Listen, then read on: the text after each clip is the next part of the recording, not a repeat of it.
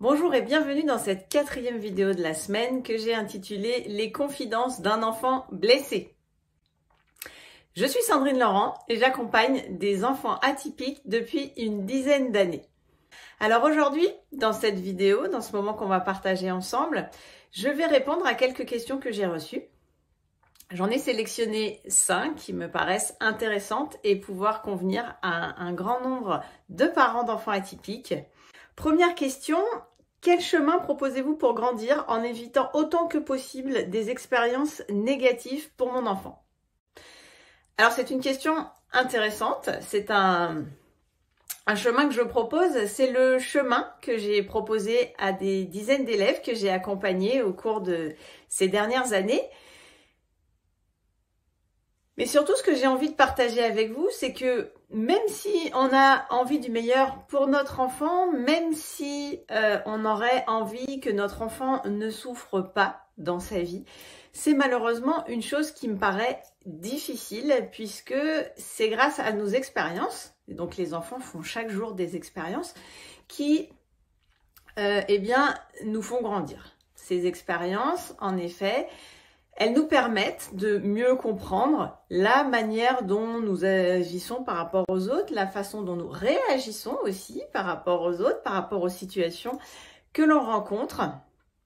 Et donc, malheureusement, je vous dirais qu'il n'est pas sain pour un enfant de vivre dans un environnement uniquement positif dans lequel il ne se passe que des choses magnifiques puisque la vie apporte aussi son lot de difficultés et souvent c'est dans ces difficultés, dans ces situations compliquées, dans ces situations difficiles que l'enfant va trouver une meilleure solution à sa situation. Il va mieux comprendre grâce à une solution difficile quelles sont les choses qu'il a à changer.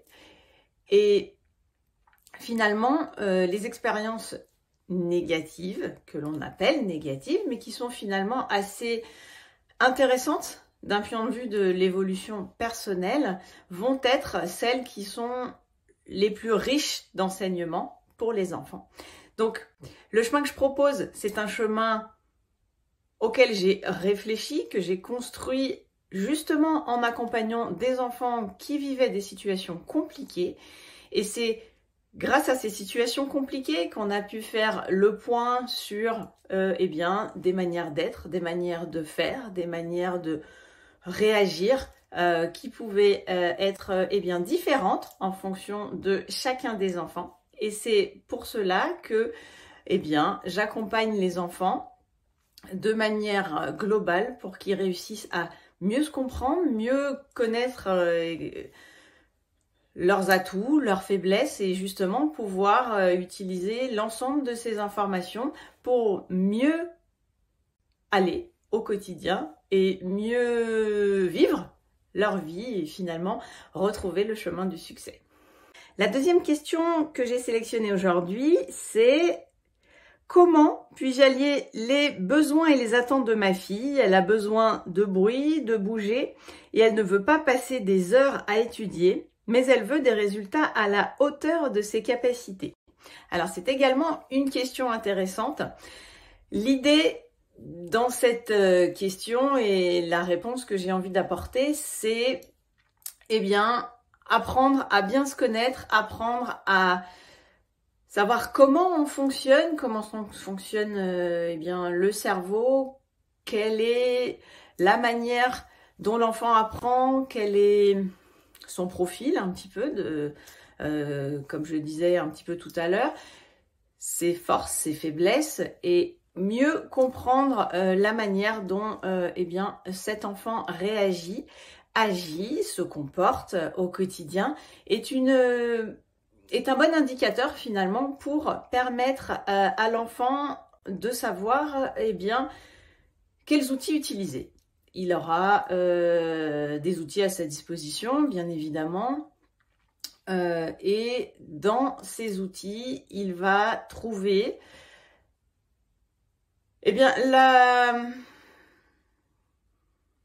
celui qui lui correspond le mieux, en tout cas ceux qui lui correspondent le mieux. Et la meilleure solution pour répondre à cette question, c'est quand l'enfant comprend comment il fonctionne et qui il est vraiment, quel est eh bien, son profil d'apprentissage, quelle est sa manière de se comporter, quels sont ses atouts, quelle est sa vision du monde, sur quels aspects il se reconnaît dans sa relation au monde, eh bien, il va pouvoir adapter son comportement et sa manière d'apprendre pour ensuite eh bien, obtenir les résultats qui lui conviennent. Alors, dans la question, il me paraît avoir un petit peu d'utopie, ce que j'appellerais utopie. En effet, l'enfant ne peut pas avoir des attentes sans faire le nécessaire pour obtenir les résultats.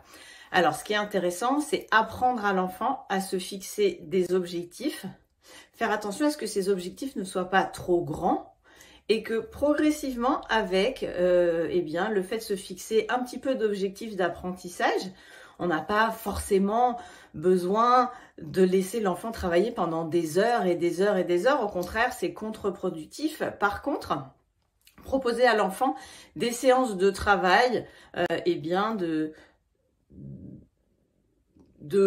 45 minutes par exemple, ce sont des éléments intéressants avec un objectif à la fin de ces 45 minutes. Ça permet à l'enfant de ne pas passer trop de temps à étudier parce qu'au bout d'un moment ce n'est plus productif et donc eh bien se décider et dire à la fin de ces 45 minutes d'études, mon objectif est d'arriver à tel résultat.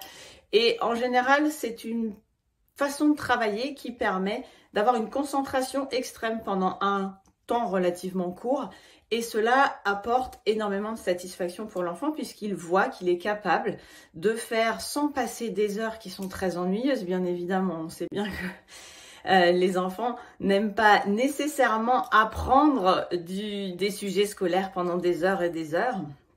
Donc il est important de leur montrer quelques astuces, quelques petits fonctionnements un petit peu différents pour justement eh bien, les remettre en confiance en fonction de qui ils sont, de manière à ce que ça fonctionne pour eux et pour ensuite eh bien, se permettre de bouger par exemple ou de travailler en musique, c'est possible, pas toutes les musiques, mais travailler en musique, c'est possible. Des enfants ont besoin de travailler dans un environnement musical. Certains ont besoin de bouger, je vous l'expliquais dans une vidéo précédente cette semaine. Donc l'important, c'est de bien se connaître, bien se comprendre, savoir qu'est-ce qui fonctionne pour nous. Alors quand je dis nous, c'est en général, mais là on parle bien des enfants. Savoir comment l'enfant fonctionne, quelles sont ses manières d'apprendre, ça c'est vraiment très important pour trouver les outils nécessaires à l'atteinte des objectifs fixés par l'enfant. Troisième question, que puis-je faire pour mieux accompagner mon enfant, pour lui apprendre l'acceptation de ce qu'il vit, la différence de l'autre, etc., en ne renonçant à rien de lui-même? Alors, voici une question intéressante. Eh bien, on va toujours, par rapport à ce que j'ai appris, par rapport à ce que j'ai fait en accompagnant mes élèves, c'est montrer à l'enfant sa valeur, sa richesse, comprendre sa singularité, ça c'est très important également, parce que, eh bien, renoncer à une part de soi, c'est quand même très compliqué et très dommage, puisque nous avons des enfants très riches. Les enfants atypiques sont très riches d'enseignements pour nous, parents, et pour le monde également, et donc vraiment, je ne souhaite pas aux enfants de renoncer à une part d'eux-mêmes. Toutefois, il est important et intéressant, à mon sens, de leur montrer que l'enfant est différent du reste du monde, mais que c'est pareil pour tout le monde. Et donc, avoir des interactions qui sont parfois compliquées avec d'autres peuvent t'amener justement à voir les choses un petit peu autrement, prendre du recul sur les situations et mieux comprendre eh bien, le fonctionnement des autres et notre interaction avec les autres. Nous sommes constamment, nous humains, en relation avec les autres. Et donc, pour que les situations se passent au mieux, il est important, dans un premier temps, que l'enfant ait une très bonne connaissance de lui-même, pour ensuite, eh bien, pouvoir prendre un peu de recul sur les situations, mieux comprendre comment fonctionnent eh bien, les autres, comment fonctionne le monde, pour justement eh bien, se donner cette image un petit peu du monde pour justement trouver sa place et justement rester pleinement lui-même. Quatrième question, comment trouver la force nécessaire pour persévérer dans l'accompagnement par la gestion positive quand les troubles semblent bien installés et ancrés? La réponse pour les parents, c'est vrai qu'accompagner des enfants atypiques, ça peut être fatigant, ça peut être compliqué, ça peut être épuisant. Ça dépend de la situation des parents et des enfants. Alors, eh bien, la gestion positive, c'est quelque chose de chouette dans l'idée. Par contre, eh bien, la gestion positive, il est important de ne pas nier ce qui se passe autour. On ne peut pas avoir dans une situation que des choses positives, qu'une gestion positive des choses dans les relations avec les enfants, puisque, eh bien, ne voir les choses que d'une manière positive, c'est nier une partie négative de la situation. Dans chaque situation, il existe un côté positif, un côté négatif. C'est ce qui permet à l'équilibre d'exister. Donc, la gestion positive, c'est intéressant. Toutefois, il est important d'être honnête avec la situation, avec ce que vit l'enfant. Et du coup, trouver des solutions adaptées, c'est vraiment important à partir du moment où, ici, dans la question, on parle de troubles. Alors, dans troubles, ils peuvent être divers et variés, bien évidemment. Quand un trouble paraît ancré, comme il l'est dit dans la question, il est intéressant de prendre un peu de recul sur ce trouble et de se demander, eh bien, quel est ce trouble déjà ? D'où peut-il venir? Par exemple, un enfant qui, depuis qu'il est petit, entend qu'est-ce que tu es maladroit ou tu es maladroit, et il entend toute la journée par toutes les personnes autour de lui qu'il est maladroit, eh bien inconsciemment, cet enfant va se mettre dans des situations où il va eh bien, être maladroit. Le résultat de ses actions seront qu'il sera maladroit. En fait, inconsciemment, l'enfant va répondre à ce qu'on attend de lui, être maladroit. Donc, j'ai envie de vous dire, c'est important de connaître les troubles de vos enfants, puisque ça permet de trouver des solutions. Par contre, il est important également d'avoir une vue un peu plus globale et de ne pas voir que les troubles chez les enfants. Les troubles ancrés, comme il l'est dit dans la question, ce sont peut-être des situations, des incompréhensions qui eh bien, ont enfermé l'enfant dans des situations dans lesquelles eh bien, il ne peut plus sortir, puisque s'il cherche à sortir de cela, il ne saura plus qui il est, puisqu'il s'est mis dans cette situation. Par exemple, je vous parlais de la maladresse. L'enfant est maladroit, donc il se reconnaît dans cette image de l'enfant maladroit. Son monde réagit en fonction de sa maladresse et donc c'est une habitude qu'il a prise, alors que finalement, à n'importe quel moment en fonction des situations et notamment quand les situations permettent un changement d'attitude. Montrer à l'enfant par exemple qu'il a réussi à faire quelque chose et qu'il sort de sa maladresse, puisque je reste dans l'exemple de la maladresse que je viens de vous donner, eh bien ça lui permet de voir que finalement, eh bien cette manière d'être, cette manière d'agir peut être différente et peut changer, et donc lui montrer ses petits pas vers de nouveaux comportements est très important pour justement sortir de ce trouble. Cinquième et dernière question. Pour être honnête, ça fait 5 ans que je cherche des solutions. On a déjà essayé beaucoup de choses sans succès. Alors, avez-vous une baguette magique? Eh bien, j'adorerais avoir une baguette magique et je n'en ai pas.